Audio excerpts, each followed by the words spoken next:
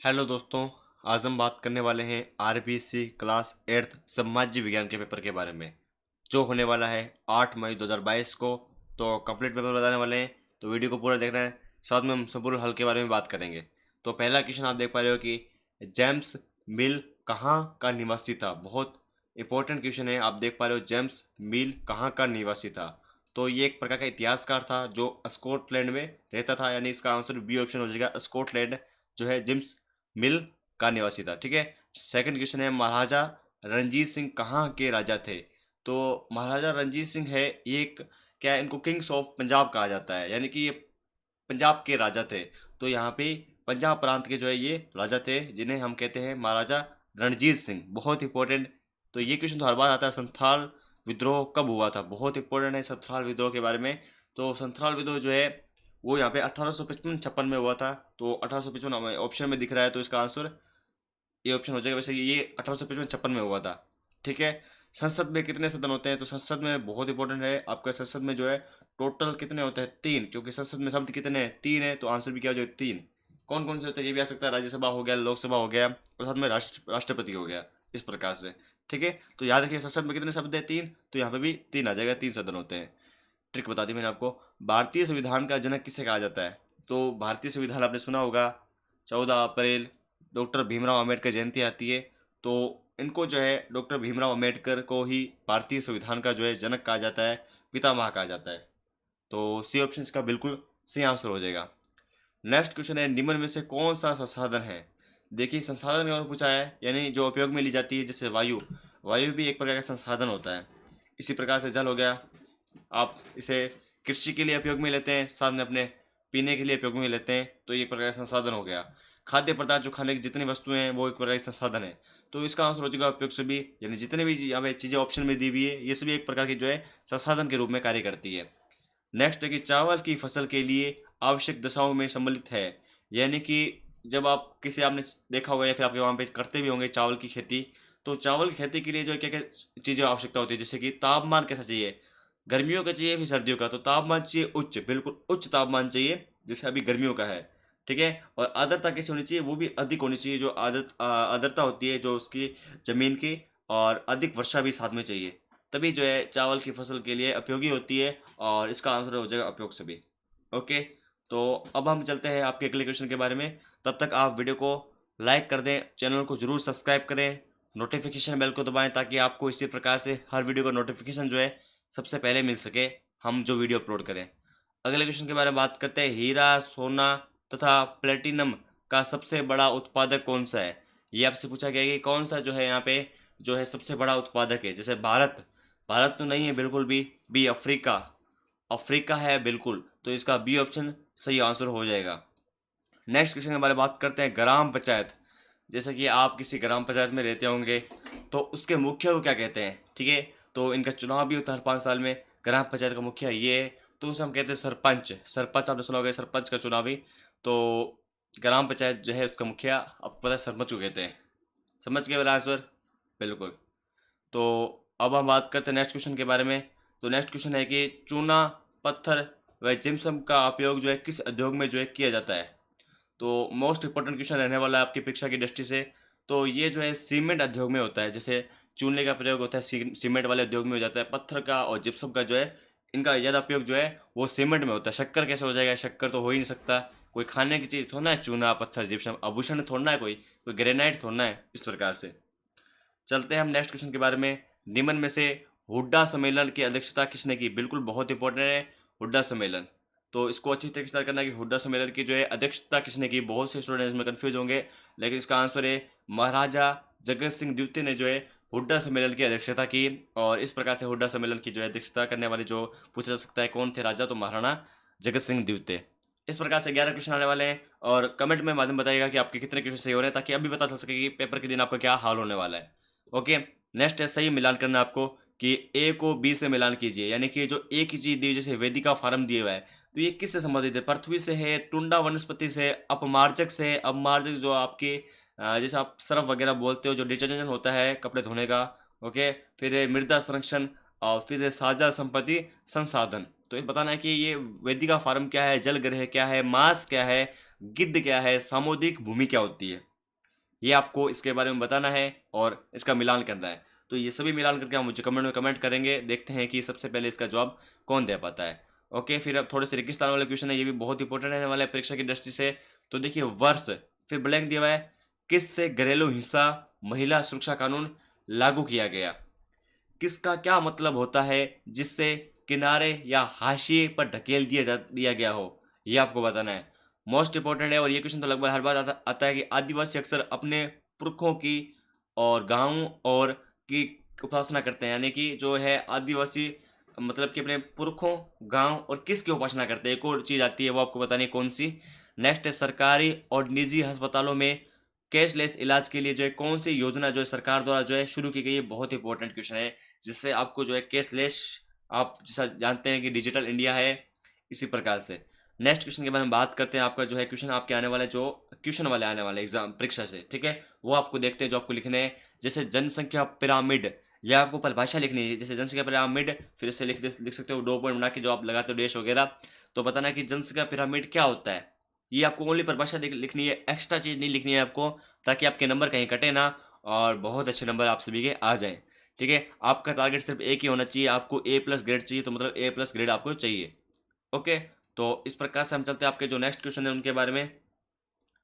Next है सांगानेर। सांगानेर आपने नाम सुना होगा। सांगानेर अंतर्राष्ट्रीय हवाई अड्डा किस जिले में स्थित है? तो ये सांगानेर जो है वो आपको बताना है कि किस जिले में स्थित है सांगानेर हवाई अड्डा। तो ये जो सांगानेर हवाई अड्डा है ये आपको कमेंट में कमेंट करना है। तो ये सांगानेर हवाई अड्डा जो है वो जयपुर के अंदर है, जो आप सभी जानते हैं कि जयपुर के अंदर अंतर्राष्ट्रीय हवाई अड्डा भी है। आप सभी जानते हैं जो इंटरनेशनल चलता है, जैसे देश के अंदर, जैसे आपको जाना है दुबई जाना है, कहीं जाना है, तो यहाँ पे सांगानेर अंतर्राष्ट्रीय हवाई अड्डा आपका वेट कर रहा है। नेक्स्ट क्वेश्चन है कि राजस्थान में चलने वाली आर्थिक क्षेत्र की 2 योजनाओं के नाम बताने की, 2 योजनाएं कौन कौन सी होती है जो कि आर्थिक क्षेत्र में जो है वो उनको लाभ पहुंचाती है, जो उतने भी लाभान्वित होते हैं उनके लिए, तो उसके लिए। तो अब चलते हैं, आपका जो अगला क्वेश्चन है उसके बारे में वो आपको बताते हैं, बहुत इंपॉर्टेंट क्वेश्चन आप सभी के लिए लेके आया हूँ। तो देखते रहिए और थोड़ा बहुत शेयर भी करते रहिए।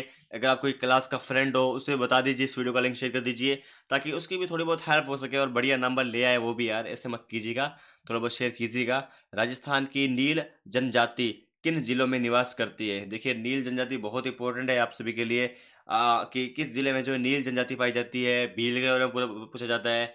ठीक है, इस प्रकार से नील की खेती के लिए कौन सी जलवायु उपयुक्त होती है? जो नील की खेती आप सभी जानते हैं, तो इसमें जलवायु कौन सी जो है सबसे ज्यादा सुरक्षित रहती है, ताकि नील की खेती बढ़िया तरीके से, शानदार तरीके से हो पाए।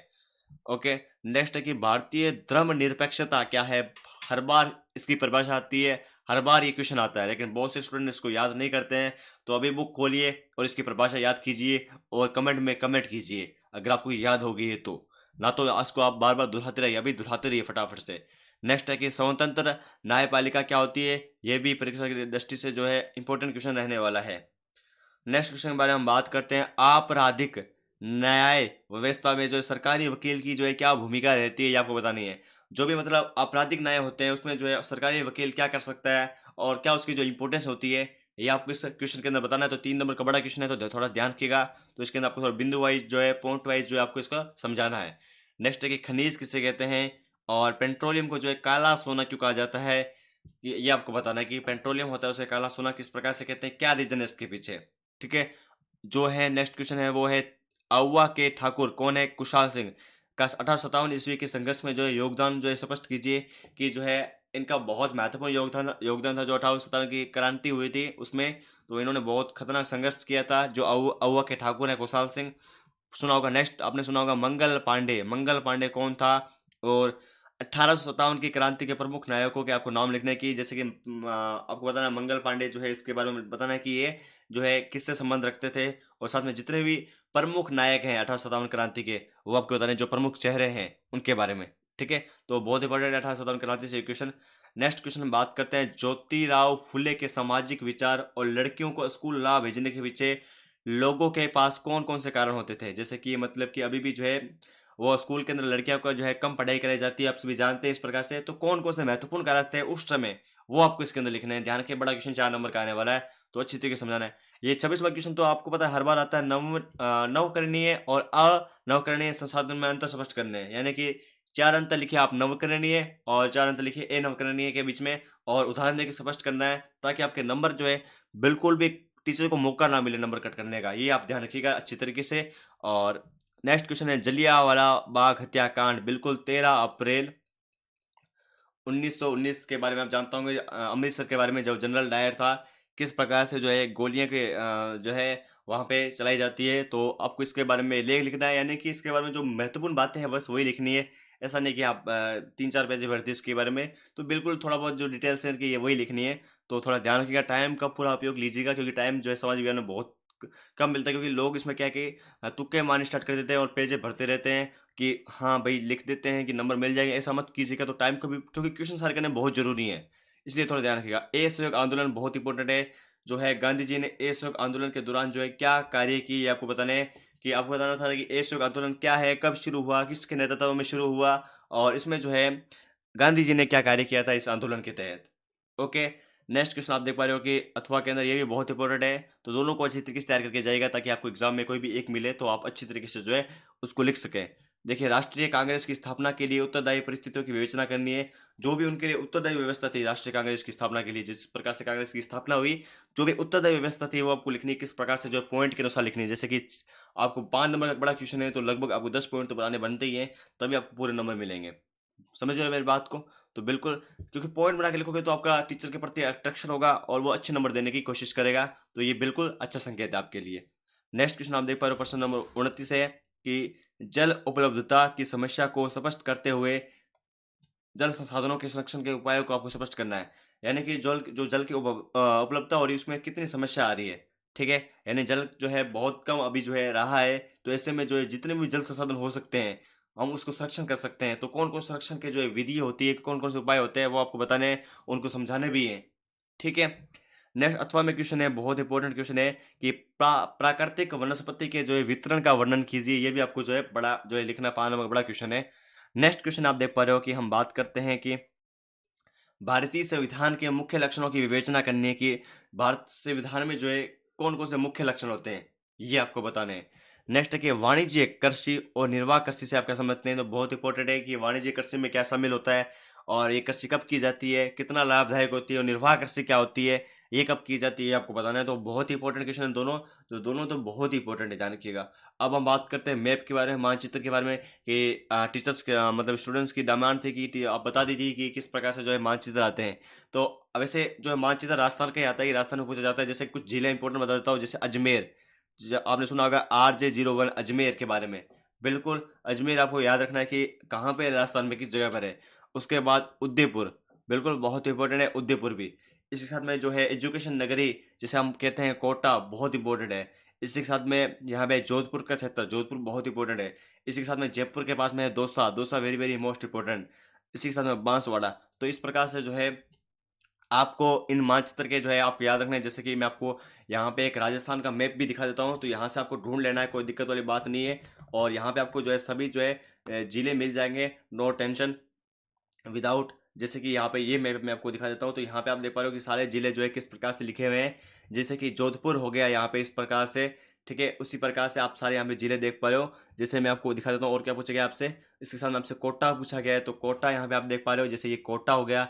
इसी के साथ में आपसे पूछा गया उदयपुर दौसा, तो उदयपुर दौसा मैं आपको बताता हूँ, ये हो गया आपके जयपुर के पास, ठीक है। ये रहा जयपुर, जयपुर के पास में दौसा हो गया। दौसा के यहाँ पे आप उदयपुर देख पा रहे हो। तो इस प्रकार से जो आप पूरा मैप याद कर लीजिए, ये जैसे उदयपुर हो गया, ठीक है। तो लगभग जो है हर क्षेत्र से क्वेश्चन आने वाले हैं, तो अच्छे तरीके से तैयार करना है। मैं आशा करता हूँ कि पेपर बहुत तरीके अच्छे तरीके से आपको समझ में आया होगा और अच्छी तरीके से तैयार करना है आपको। वीडियो को लाइक करना है, चैनल को जरूर सब्सक्राइब करना, नोटिफिकेशन बेल को दबाना है। ये आपका कर्तव्य बनता है कि हम आपके लिए इतनी मेहनत कर रहे हैं, तो आपका भी थोड़ा सा दायित्व बनता है कि आप इसको लाइक और शेयर करें। और साथ में हम बात करते हैं कि आपको जो है किस प्रकार से जो है पूरी पीडीएफ को डाउनलोड करना है। ये मैं आपको सिंपल तरीका बताता हूँ कि आप किस प्रकार से जो है पूरी पीडीएफ को डाउनलोड कर सकते हो, ताकि आप उसे डाउनलोड करके जो है आप आंसर की जो है, आप मैंने कुछ आंसर बताए नहीं, वो आप डाउनलोड कर सकते हो। बिल्कुल इस पीडीएफ को डाउनलोड कर सकते हो। तो गूगल पे सर्च करना है ज्ञान-अलर्ट.com। यहाँ पे आप गूगल पे सर्च करोगे तो यहाँ पे आपको थोड़ा सा नीचे लिंक मिलेगा कि आरबीसी एट्थ क्लास जितने पेपर है सभी पेपर आपको मिल जाएंगे। तो यहाँ से आप जो बिल्कुल डाउनलोड कर लीजिए और हमारे टेलीग्राम ग्रुप है वहाँ पे भी जुड़ जाइए, वहाँ पे आपको लिंक डिस्क्रिप्शन में मिल जाएगी वैसे। तो वहाँ पे भी मैं आपको अपडेट देता रहता हूँ जो आरबीसी क्लास है, और साथ में मैं आपको पीडीएफ भी प्रोवाइड कराता रहता हूँ, क्वेश्चन है वो भी प्रोवाइड कराता रहता हूँ। तो इस प्रकार से कमेंट में बताइएगा कि आप कौन से जिले से हो और आपकी तैयारी किस प्रकार से है। वीडियो को लाइक और शेयर कीजिएगा, चैनल को जरूर सब्सक्राइब कीजिएगा ताकि आपको इसी प्रकार से और भी इंपॉर्टेंट क्वेश्चन मिल सके। धन्यवाद। टेक केयर दोस्तों।